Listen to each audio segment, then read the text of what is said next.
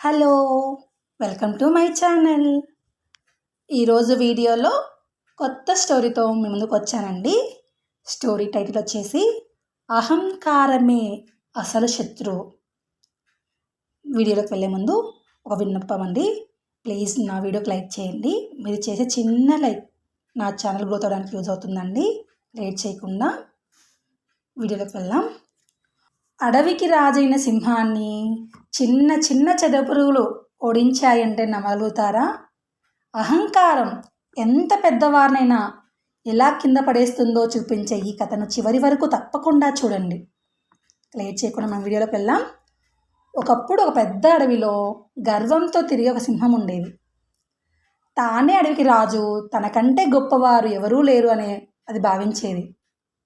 ఒకరోజు అడవిలో తిరుగుతూ వెళ్తూ అనుకోకుండా చెదపురుగుల పుట్టపై కాలు వేసింది.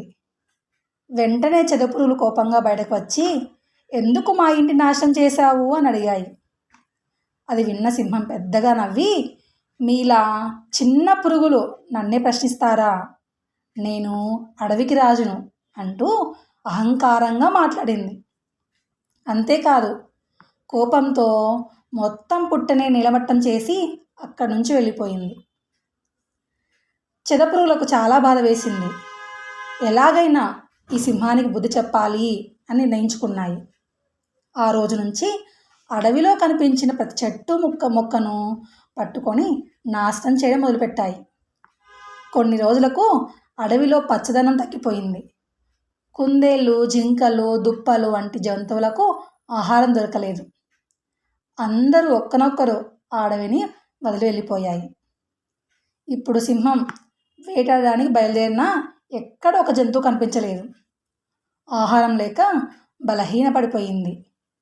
చివరికి తన పూర్వీకుల నుంచి వచ్చిన గుహను కూడా వదిలి మరో అడవికి వెళ్లాల్సిన పరిస్థితి వచ్చింది.